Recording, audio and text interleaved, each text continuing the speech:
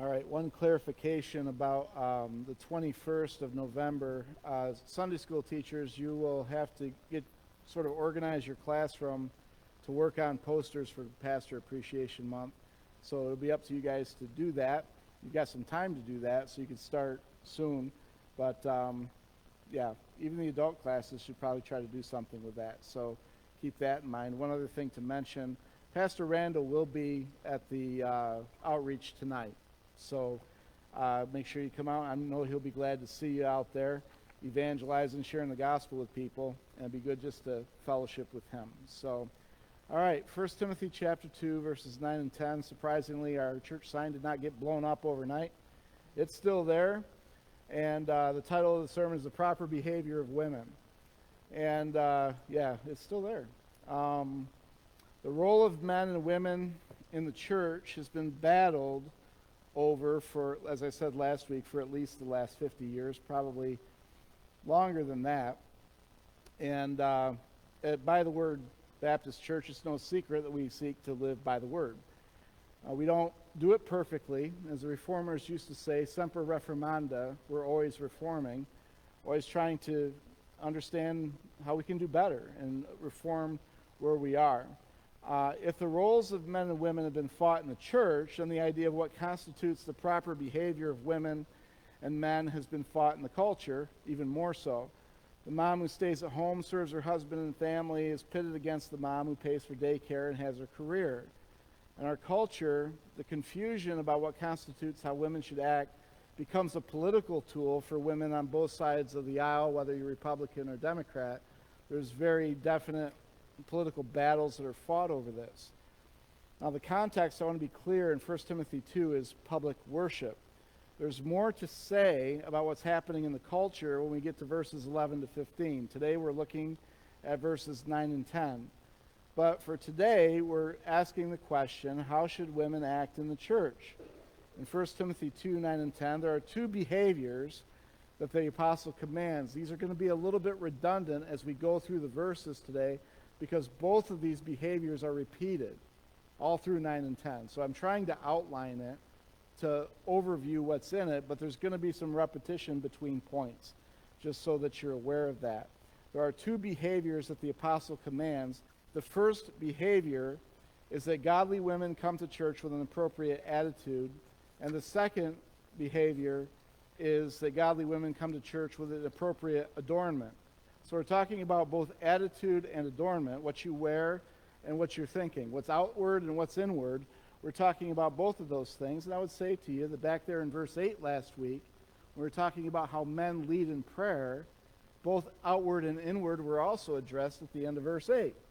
So if you go back there to 1 Timothy chapter 2, verse 8, at the very end, it says, lifting holy hands without anger, that's outward, or as we said last week, inward quarreling. All right, both inward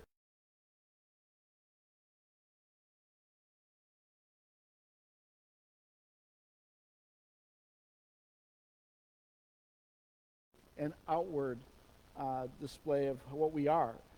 So first we'll start with the behavior, at least in the outline. Godly women come to church with an appropriate attitude. I want to make 4 observations here about attitude in the first part of verse 9. This is just 9a. 9a says, likewise also that women should adorn themselves in respectable apparel. All right, so 4 observations from that from this half of the sentence, or this part of the sentence. The first observation is, again, that public worship is the context that we're talking about here in verses 9 and 10. We're talking about public worship, how that's done. Public prayer has been dealt with in verse 8. How do women come to church? Public worship is the context. We know that from the first word in verse 8. Likewise. Likewise. It's continuing on the same discussion that was began in verse 8 with the men leading in public prayer. And so it's that word likewise that points to that, and it's the whole context of what's been said from verse 1, all the way back from verse 1. So that's how we know it's talking about that. The second observation is that this attitude is the attitude that women have in public worship, because it says women. Like last week, you've got to define these things. We're talking about a biological female. not a man who identifies as a woman, okay? If you have that, you've got other issues, we need to talk, all right? I'll share the gospel with you or something. But this is the attitude in public worship, is that women have a role. We're not, back there in verse 8, I don't want you to get the idea that because the men lead, that the women don't have anything to do. Remember last week we talked about it, 1 Corinthians 11, women can pray in a service that's led by men. There's, in the context in 1 Corinthians 11 and in the book of Acts, you've got places to see that. But that's not all that they can do. When we talk about issues of modesty and how you dress, I think the idea is just so much focused on outward attire that we don't think about the attitude. And a big part of what you can actively do in the church is think about these issues. When we come to church, this isn't just something that I hope, it's not something that you have just tacked onto your schedule. Okay, it's Sunday I go to church, like Monday I go to work, right? It's not like that. We gather here for a purpose. We gather here to worship. All of us, men and women. We gather here not for ourselves.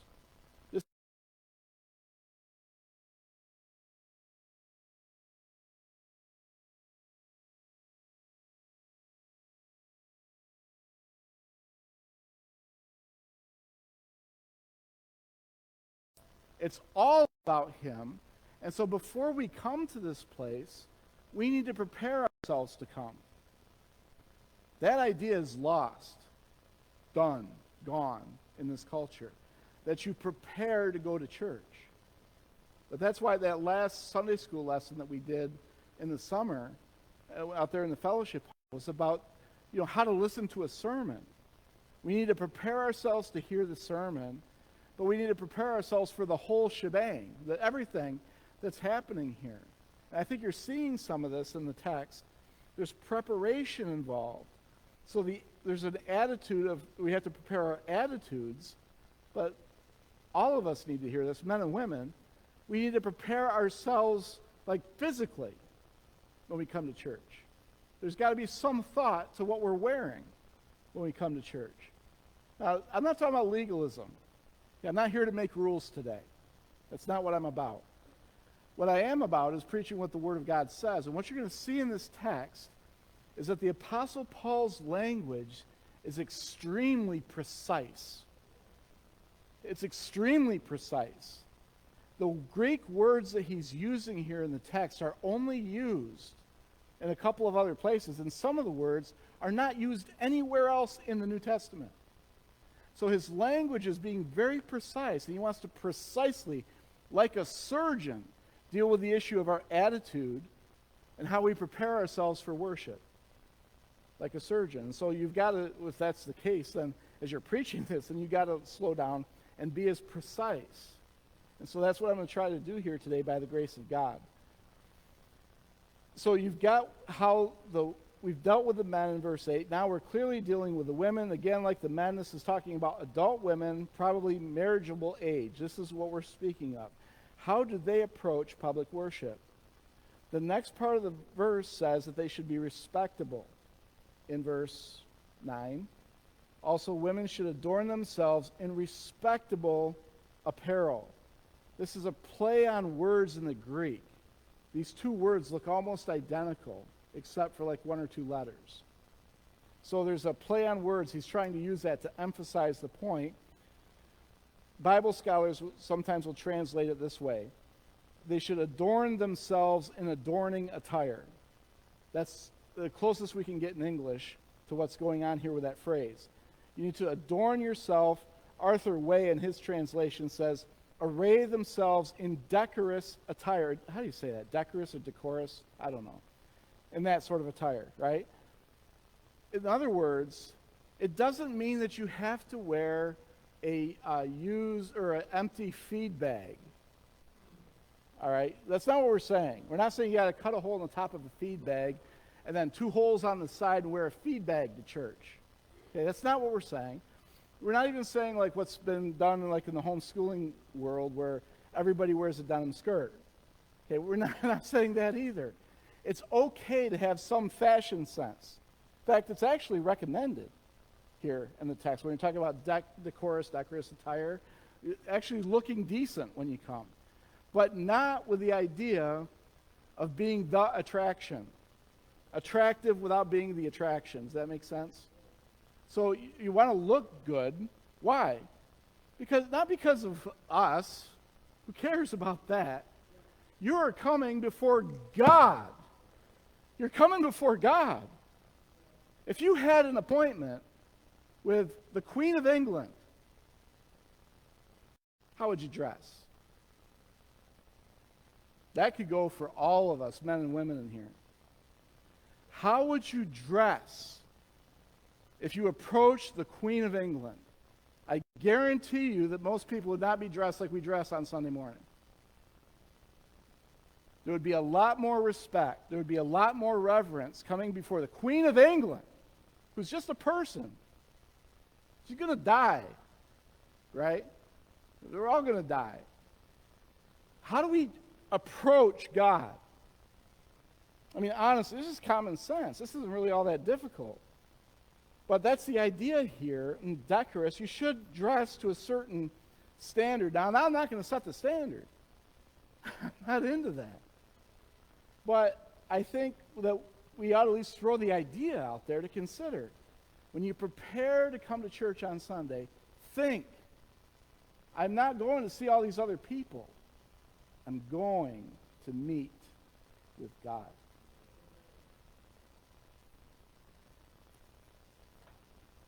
Paul here states, and R.C.H. Lenski says this, Paul here states that women are to dress in good taste when they prepare to attend church, but this fair outward dress must ever be in company with modesty and sobriety, which are inward. We'll talk more about that in a minute. Extravagant dress is generally worn for mere display with a secret desire to produce envy. That's the other thing. Ask yourself your motive while you're preparing to come, right? Am I doing this to be attractive, to be, it's okay to be attractive, but am I doing this to try to gain attraction? Am I doing this to try to create envy in other people for what I have? You don't want to do that. In Hendrickson's and Kistemacher's commentary on 1 Timothy, they say they do not have to balk at fashion unless a particular fashion happens to be immoral or indecent. It must ever be borne in mind that a proud heart is sometimes concealed behind a mask of pretended modesty. That too is sin. So if you say, well, man, you take the sackcloth approach, or you take the denim approach, or some approach from the 1800s or something, you say, well, now I am being holy. Nobody else dresses like me. This is how holy I am. You've missed the spirit of 1 Timothy 2 completely, by a mile. It's the same issue, just in a different way. So this is I'm trying to be precise. There's pits on both sides of this fine line that we're walking down. We can't fall into either one of them. And so what helps us with this is that attitude is implied throughout verses 9 and 10. Attitude is king in these verses. Because when we go back and we look at the word respectable here in verse 9, respectable apparel at the end of 9a, that word respectable is only used twice in the New Testament. The other time is also here in 1 Timothy. It's chapter 3, verse 2, where it's talking about the qualifications for an elder. Therefore, an overseer must be above reproach, the husband of one wife, sober-minded, self-controlled, respectable, hospitable, able to teach. Only 2 times that Greek word appears in the New Testament, right here in 2 and 3, right? And so respectable has to do with a disciplined life. So it's part of respectable as you're putting on this apparel that we're going to talk about in just a minute what that means. You are approaching it from a disciplined standpoint, a disciplined frame of mind. This means that getting dressed doesn't start on Sunday morning. This means that preparing yourself to appear in the house of God is something that you're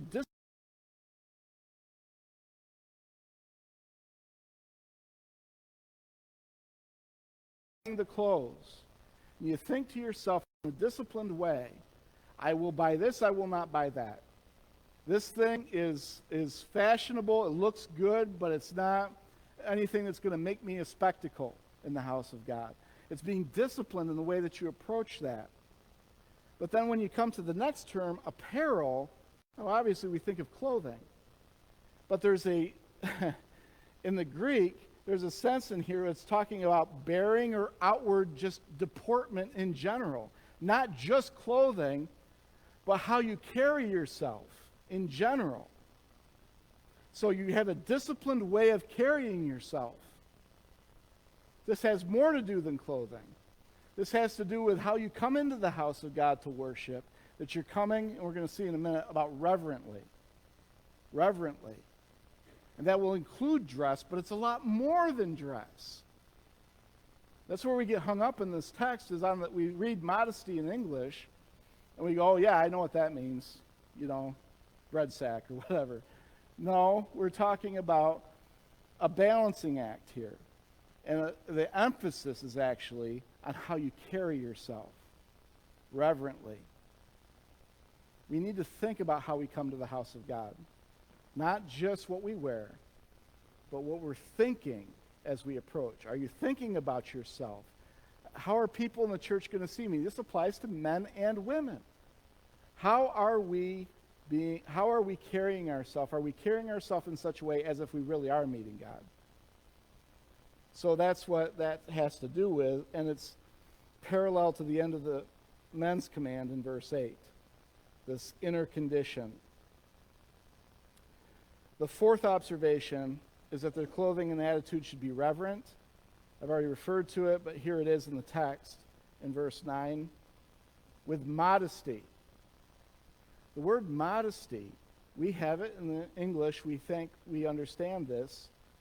But this is the only time that this word appears in the New Testament, in the Greek. And what it means is, Colin Brown's Dictionary of New Testament Theology defines it this way: marked reserve, and sober modesty. Arthur Wade translates it, harmonizing with their modesty and self-control. It's the only reliable occurrence that we have in the New Testament. There's another place in Hebrews where it's translated this way, but that one's questionable. In the classical, it meant to be reserved in the presence of higher authorities. Modesty means to be reserved, being modest in that way. If you went before the Queen of England, you wouldn't be going in there strutting your stuff and trying to draw attention to yourself. You're in the presence of the Queen of England. So you curtsy or bow or whatever it is that you do, and everything's about the Queen of England. The idea here is not that you're reverent because there's men present.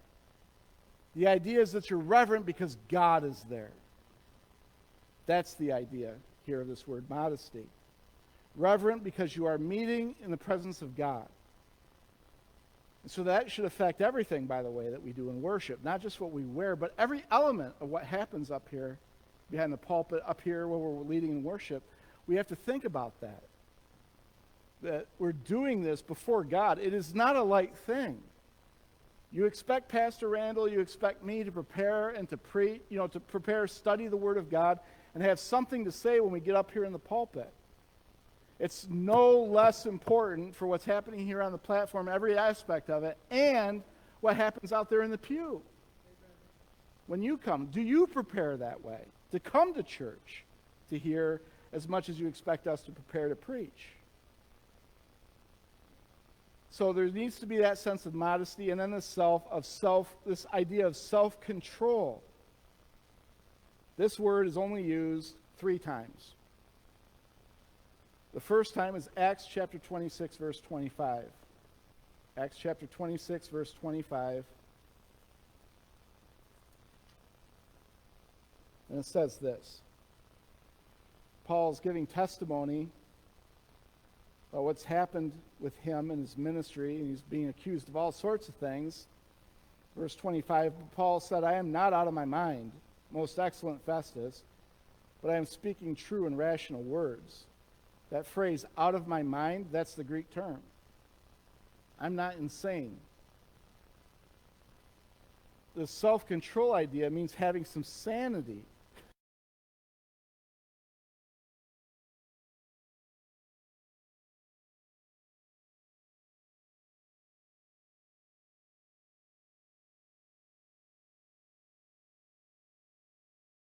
the other of the three.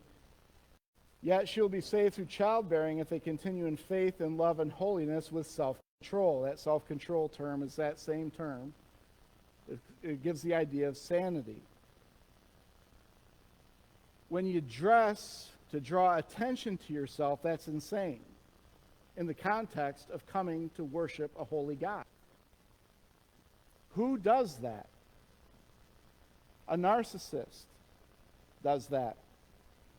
Someone who's completely wrapped up in themselves. Up until like the Obama years, that narcissism was listed as a mental illness in the physician's desk reference.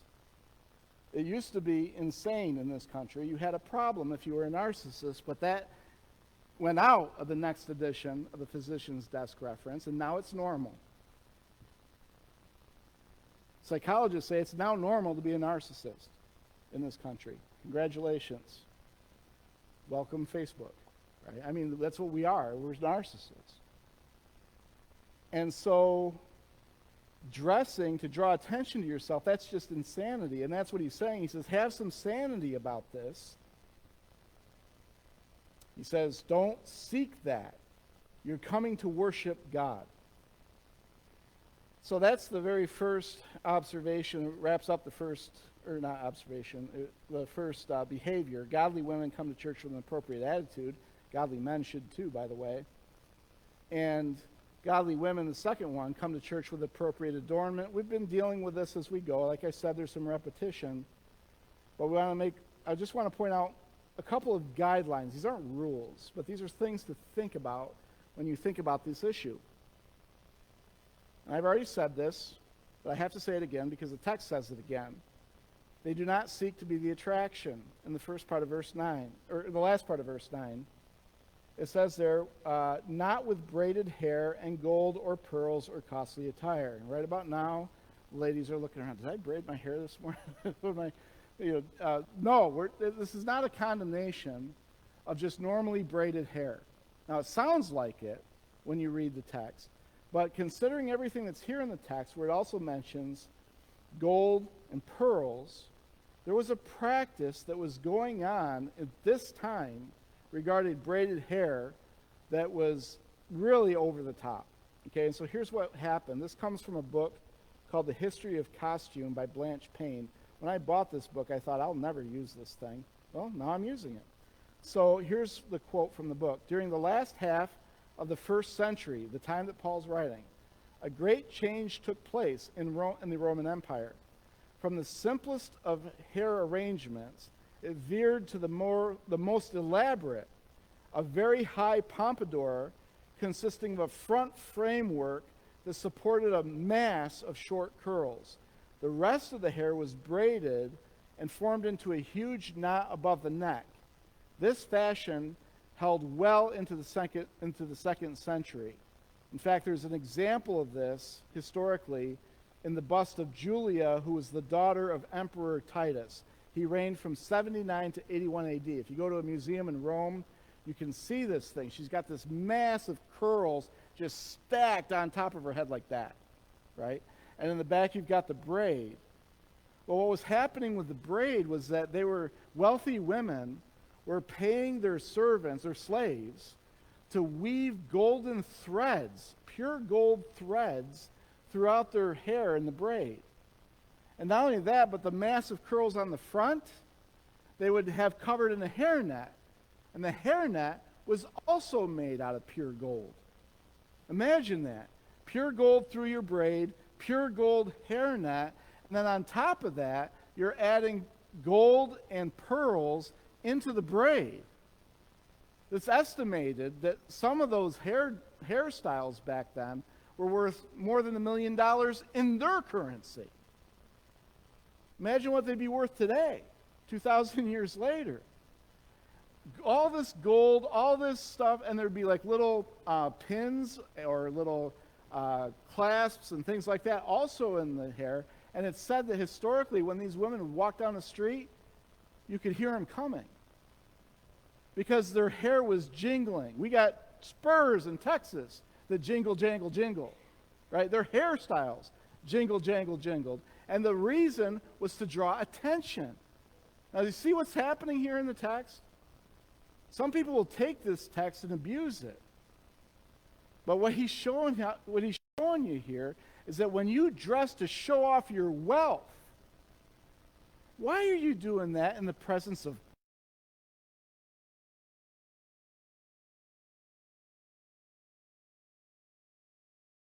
owns everything? He's got the cattle on 1,000 hills, and he owns the hills. He owns it all. And you're going to make a big deal about what you own when you go to church. Now, listen, I'm saying all this stuff, and some of you are going, I wonder if he's talking. Well, I don't have anybody in mind with this. When I was preparing this sermon, I was thinking about, is there anybody here that I really think needs to hear this sermon? Right? I thank God that for the most part we're doing fine in that, but we all need to hear the sermon. We all need to be reminded about our attitude when we come into the house of God. We all need to be reminded about how we prepare to come into the house of God. And I do think we can do a better job on that. But there's nobody I'm condemning in my mind except me. Not always right when I come into the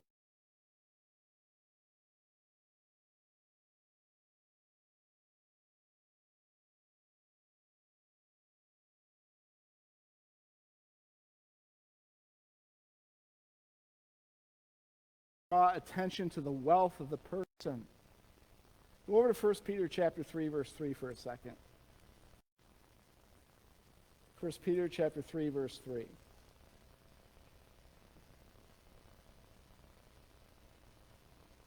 Peter is dealing with the same thing. It was such a problem. Both Paul and Peter, who sometimes disagreed about things, agree on this. 1 Peter 3:3. Do not let your adorning be external, the braiding of hair and the putting on of gold jewelry, or the clothing you wear. Some Bible scholars think that 1 Peter 3:3 could be translated literally gold braided hair. So that's the issue that's going on here. Don't seek, and it gets to the spirit of it, don't seek to be the attraction. If God has blessed you with wealth, you don't have to show it off.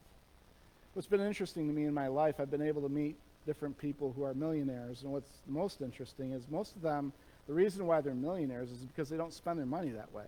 The reason they're millionaires is one guy told me, it's not making the first million that's difficult, it's keeping it.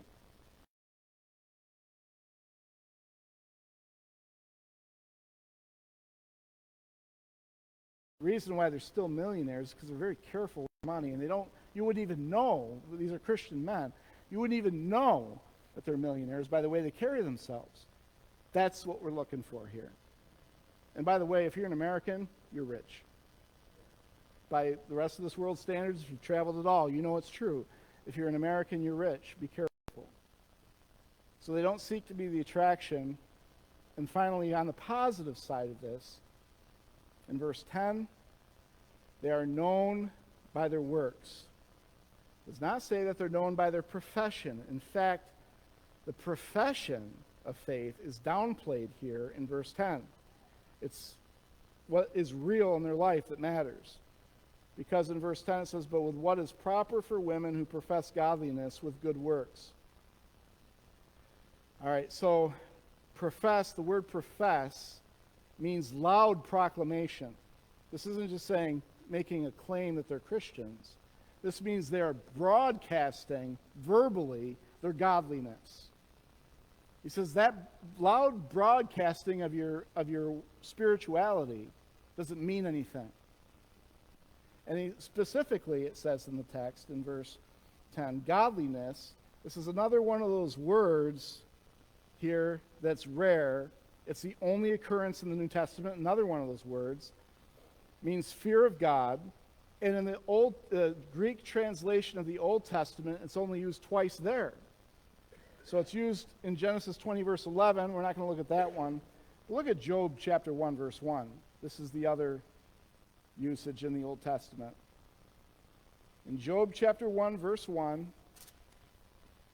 says there was a man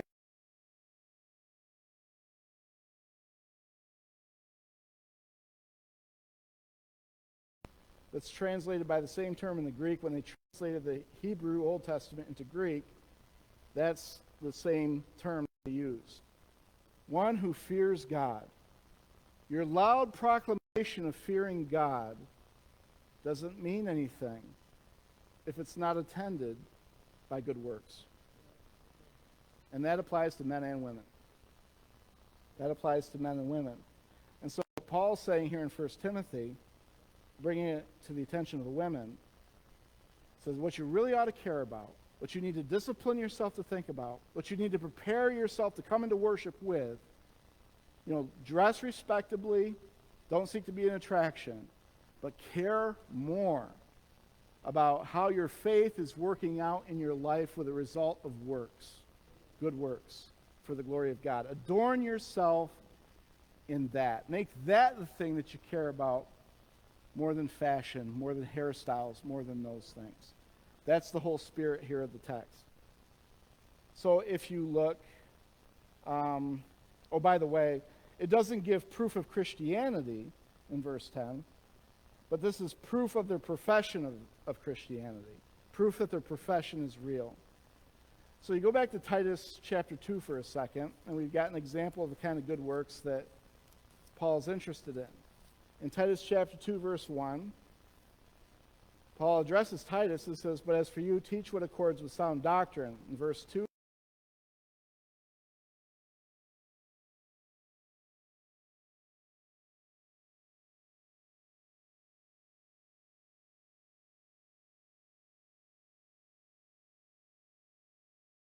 to be self-controlled, pure, working at home, kind, and submissive to their own husbands, that the word of God may not be reviled. So he says there very clearly in the text, he's saying, look, the older women in the church have a job. They have a role. And the role is to teach. Who? The younger women. How to be godly and how to serve at home. That's why the women are doing this thing, this women in excellence thing. That's in the spirit of Titus 2. That the women would teach others. You've got to participate in it or you're going to miss that, ladies. There's a sign-up sheet with one name on it. It shouldn't be that way. All the younger women here should want to know what the older women have to say about godliness. Just like the younger men should care what the older men say about the same thing. We need to care about that. Proverbs 31 is another place to start. A close reading of Proverbs 31 will reveal much in that frame. But to both men and women, I'll say this in Titus chapter 2, verse 11. For the grace of God has appeared, bringing salvation for all people, training us to renounce ungodliness and worldly passions, and to live self-controlled, upright, and godly lives in this present age, waiting for our blessed hope, the appearing of the glory of our great God and Savior,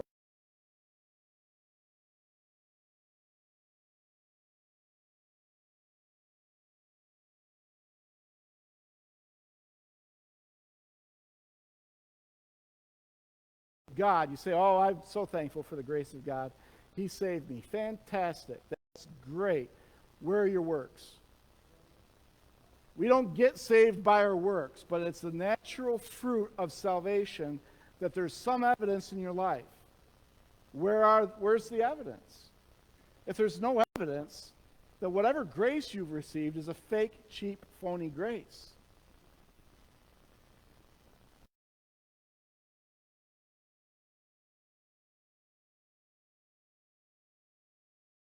Said all that, as I conclude this, go to Isaiah chapter 3. In Isaiah chapter 3, God has something to say to the covenant women of God in Israel. Judgment was coming. God gives a warning to the covenant women who have strayed into pride and idolatry. And the main issue in Isaiah 3 is pride that comes with dress, seeking to be the attraction. In Isaiah chapter 3, you got to look at this text when you talk about this subject because it's so pointed. Isaiah chapter 3, verse 16, this is a warning to all of us about getting it wrong in this issue, about trying to seek attention for ourselves rather than seeking the glory of God. Isaiah chapter 3, verse 16, the Lord said, walk with outstretched with their eyes, mincing along as they go, tinkling with their feet. Therefore, scab the heads of the daughters of Zion, and the Lord will lay bare their secret parts. So I will completely humiliate them. In that day, the Lord will take away the finery of the anklets, the headbands, and the crescents, the pendants, the bracelets, and the scarves, the headdresses, the armlets, the sashes, the perfume boxes, and the amulets, the signet rings and nose rings, the festal robes,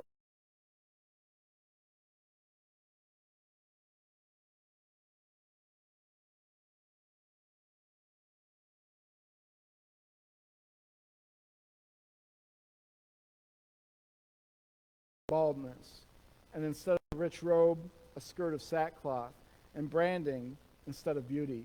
Your men shall fall by the sword, and your mighty men in battle. And her gates shall lament and mourn empty. She shall sit on the ground. And 7 women shall take hold of one man in that day, saying, we will eat our own bread and wear our own clothes. Only let us be called by your name. Take away our reproach. God says the pride of the covenant women of God is so disdainful.